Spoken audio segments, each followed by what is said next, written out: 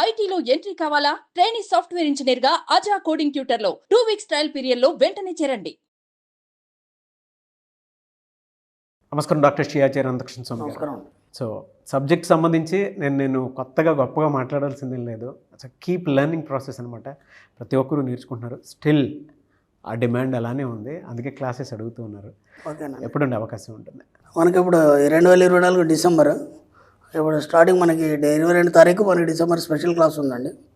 హైదరాబాద్లోనే ఉంటుంది అది. అలాగే 29 డిసెంబర్ వచ్చి మనకి అనంతపూర్లో ఉంటుంది. 26 జనవరి 2025 మాత్రం విశాఖపట్నంలో ఉంటుంది. 2 ఫిబ్రవరి 2025 తిరుపతిలో ఉంటుంది. 9th ఫిబ్రవరి మనకి రాజమండ్రిలో ఉంటుందండి. అలాగే 16th ఫిబ్రవరి వచ్చి బెంగళూరులో ఉంటుంది. 2 మార్చ్ వచ్చేసి మనకు విజయవాడలో ఉంటుందండి. ఈ విధంగా వీలైనంత మటుకు తొందరగా క్లాసెస్ మీరు ఎన్రోల్ చేసుకోండి. అలాగే మనకి జనవరి 5వ తారీఖు దుబాయ్లో కూడా క్లాస్ ఉంటుంది. వీలైనంత తొందరగా ఆ నెంబర్లకు కాల్ చేసి మీరు ఎన్రోల్ చేసుకునే ప్రయత్నం. డెఫినెట్గా సార్. 687వ మనీ మంత్ర వీడియో. సో ప్రీవియస్ వీడియోలో థర్డ్ ఐ యాక్టివేషన్ గురించి మీరు మాట్లాడటం జరిగింది. ఒక మనిషి నిజంగానే అతీంద్రియ శక్తులు ఎక్కడి నుంచి వస్తాయి అని అంటే, మీరు చెప్పినటువంటి ఆ థీరీలో నాకు బాగా అర్థమైంది. సెల్ఫ్ని బాగా డెవలప్ చేసుకోవటం, తనలో తను ప్రయాణించడం, అప్పుడు మాత్రమే ఏదైనా సరే. అంటే మనిషిలో కోతిని రానిస్తే మనం ఏం చేయలేము.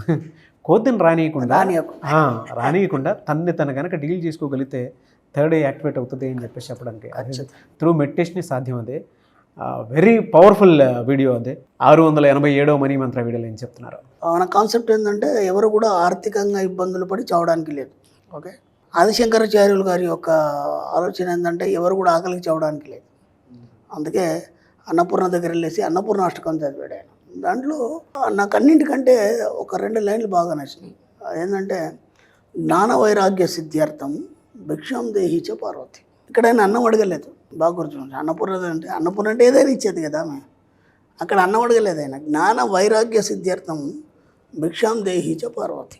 అమ్మ, నాకు జ్ఞానం ఇవ్వాలి, వైరాగ్యం ఇవ్వాలి, ఇవి 2 నాకు భిక్ష పెట్ట అన్నాడు ఆయన. ఇవి 2 కాకుండా ఇప్పుడు మన సబ్జెక్ట్కి వస్తే డబ్బు కావాలి, సుఖాలు కావాలి, ఆనందం కావాలి, ఇవన్నీ కావాలి కదా. ఇవన్నీ ఆయన అడిగిన జ్ఞానంతో వచ్చేస్తాయి. ఎందుకంటే నీకు ఒక జ్ఞానం ద్వారా అయితే ఒక ఎలర్టెన్స్ అనేది క్రియేట్ అవుతుంది. దాంతో నీకు ఏమేమి కావాలి అన్నీ సంపాదించేసుకుంటావు, డబ్బు సంపాదించేసుకుంటావు, ఇవన్నీ అంతవరకు ఓకే, నాకు బాగా నచ్చింది. జ్ఞానం కావాలనడంలో తప్పు లేదు. ఎందుకంటే అమ్మ అన్నపూర్ణ కావచ్చు, సరస్వతి కావచ్చు, ఎవరైనా జ్ఞానం ఇచ్చేవాళ్ళే. శివుడైనా సరే జ్ఞానం ఇచ్చేవాడు. ఎందుకంటే అన్నిటికీ విద్యలకు ఆయన్నే ఇది కాబట్టి. వైరాగ్యం ఎందుకు అడిగండి?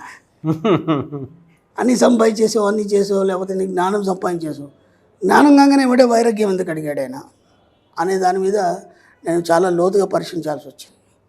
ఇప్పుడు నేను ఇంతకుముందు కూడా చెప్పాను ఏంటంటే, ఇంతకుముందు అంటే నాకు ఏదైనా డౌట్ వచ్చింది, గురువుగారు ఉన్నారు, గురుగారు ముందు కూర్చొని అయ్యా అని చెప్పేసి కాళ్ళు పట్టుకుంటే ఏదైనా చెప్తాడు, ఇది కాదు ఇది కాదు. ఇప్పుడు చెప్పడానికి ఎవరు లేరు నాకు. కాబట్టి నేనే నా మనసును గురువుగా చేసుకొని నా మనసునే అడగాల్సి వస్తుంది. ఎవరి మనసు వాళ్ళకి గురువు కదా. కాబట్టి నా మనసునే గురువుగా భావించి ఈ క్వశ్చన్ ఏంటి, దీనికి ఆన్సర్ ఏంటి, అర్థమైందా?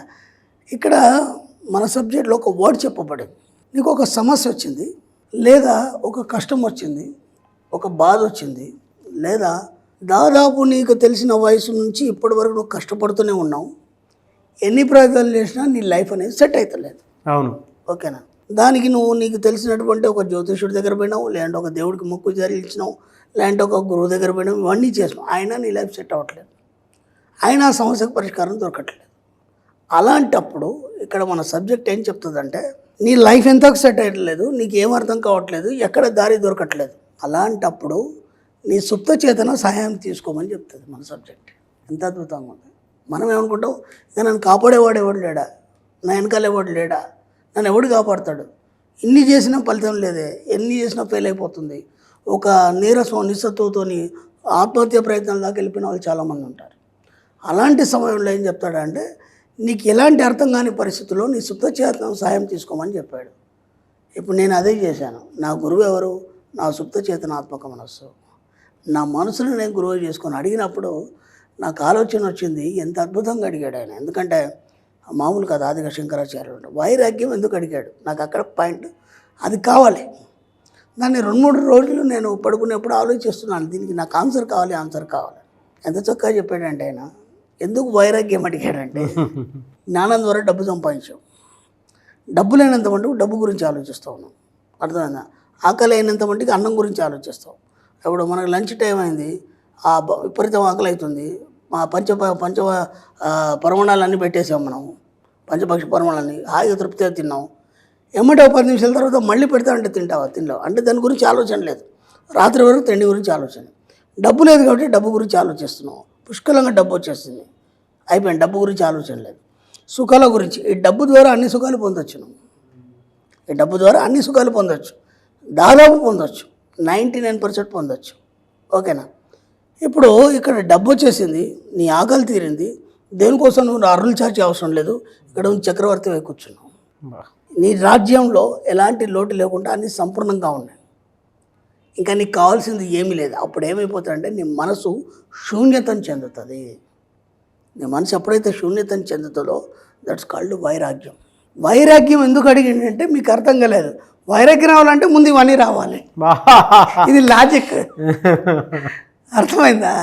జ్ఞానం తర్వాత వైరాగ్యం ఎందుకు అడిగిందంటే వైరాగ్యం రావాలంటే ఇవన్నీ రావాలి. ఇవన్నీ వస్తే వీటి మీద కోరికలు పోతాయి. కాబట్టి ఇక్కడ ఎలా ఉంటుందంటే, నేను కొన్ని జాతకాలు చూసాం, నేను జ్యోతిష్యం కూడా అవన్నీ ఎలుగబెట్టినాం కదా ఇంతకుముందు. విచిత్రం ఏంటంటే ఒక జాతకాన్ని చూశాను, చాలా భలే ఉంటుంది. ఆ చేతిలో ధనరేఖ లేదు, ఏమీ లేదు, కానీ అతనికి ఆ వ్యయ స్థానంలో 12వ స్థానంలో శని ఉన్నాడు. అంటే విపరీతం ఖర్చు. ఇక్కడ లాజిక్ ఏంటంటే వీడి దగ్గర డబ్బు నిలవదు, అంతకు డబ్బు నిలవదు, కానీ వీడు బాగా ఖర్చు పెడతాడు. డబ్బే రాదు, డబ్బే నిలవదు. ఎలా ఖర్చు పెడతాడు అంటే వ్యయంలో శని ఉన్నాడు కాబట్టి ఖర్చు పెట్టడానికి వీడి దగ్గర డబ్బు వస్తుంది. ఇది లాజిక్. అర్థమైందా? నేను మన సబ్జెక్ట్లో ఇంకా కూడా చెప్తాను. నీకు యోగం లేదు, లేదంటే సబ్జెక్ట్ అర్థం కాలేదు, ఏం కాలేదు, నువ్వేం చేస్తావంటే ఇతరుల కోసం డబ్బు కోరుకో, నీకోసం కోరుకోకు. నీకోసం కోరుకుని ఇంతవరకు రాలేదు కదా, ఇతరుల కోసం కోరుకో. నేను అదే చెప్తాను. మన సబ్జెక్ట్లో మనం సేవా దృక్పథంలో వచ్చిన దాంట్లో 10% ఇంత ఇస్తామని అంటాం. అంటే ఒక గో సేవకు కానీ, లేకపోతే అర్బన్ హౌసెస్ కానీ, ఇవన్నీ ఇప్పుడు చెప్పినప్పుడు ఏమైందంటే నీ కోసం రాదు, అది వాళ్ళ కోసం వస్తుంది. అర్థమైందా? వాళ్ళ కోసం వస్తుంది. గురు శిష్య పరంపరలో గురువు ఒక మాట చెప్పాడు శిష్యుడికి, ఏమనంటే అంతెందుకు కచ్చి బ్రహ్మచార్య ఉన్నాడు, ఆయన దగ్గరికి ఎవరు జనాలు వచ్చి ఏదైనా సమస్యలు చెప్తే ఆయన ఇలా చూసి వెళ్ళి అమ్మకి చెప్పి రాపోరా అనేది. అమ్మ కచ్చి కామాక్షమ్మ చెప్పు, నీ పని అయిపోతే చేసేస్తుంది ఆమె అని చెప్పేది. ఈయన నేను చేస్తా ఇలా అవుతుంది ఏం సలహాలు ఇచ్చేది కాదు, కామాక్షికి చెప్పు అయిపోతుంది ఆమె చేసేస్తుంది అనేది. ఇప్పుడు సమస్య ఏంటంటే వాడు ఎంత జటిలమైన సమస్య అయినా సరే కామాక్షమ్మ దగ్గర పోయి మొక్కితే కామాక్షమ్మ ఎందుకు చేయాలంటే, ఇక్కడ లాజిక్ అది బాగా గుర్తుంచుకోండి. కామాక్షమ్మ ఎందుకు చేయాలంటే వాడి యోగం లేకపోయినా చేయాలి. ఎందుకు? గురువు మాట కాదని లేక చేయాలి. అది లాజిక్. ఇలా కొన్ని లాజిక్స్ ఉంటాయి మన సబ్జెక్ట్లో. ఆ లాజిక్ని ఎప్పుడైతే పట్టుకుంటామో ఖచ్చితంగా సాధ్యమవుతుంది. అందుకే ఇక్కడ ఆయన ఏం చెప్పాడంటే జ్ఞాన వైరాగ్య సిద్ధ్యర్థం భిక్షాం దేహి చ పార్వతి. కాబట్టి ఆ వైరాగ్యం వచ్చే ముందు ఇవన్నీ వస్తాయి నీకు, కాబట్టి అది ఒకటి కోరుకుంటే ఇవన్నీ వచ్చేస్తాయి. కాబట్టి మీరు కూడా ఏం కోరుకోవాలంటే జ్ఞాన వైరాగ్య సిద్ధార్థమే కోరుకోవాలి. అప్పుడు అర్థమైంది. 3-4 రోజులు ఫైట్ చేసిన తర్వాత ఆయన ఎందుకు అలా కోరుకున్నాడు, అసలు దానికి కారణం ఏంది, ఎమ్మటి దీని తర్వాత ఎక్కడ కూడా సుఖాన్ని కోరలేదు, డబ్బు కోరలేదు, ఆనందం కోరలేదు, ఆరోగ్యం కోరలేదు, హాయిని కోరలేదు, ఏమి కోరలేదు. అంటే ఆ వైరాగ్యం ముందు ఇవన్నీ రెడీ ఉన్నాయి సిద్ధంగా. మనకి ఇవి కనిపించట్లేదు, అదొకటే కనిపిస్తుంది, పర్లేదు దాన్నే కొరిగేసుకోండి అన్నీ వచ్చేస్తాయని చెప్పిండి ఆయన. Fantastic knowledge and anyways thank you so much doctor Shri Acharya Anantakrishna Swami garu. Thank you అండి.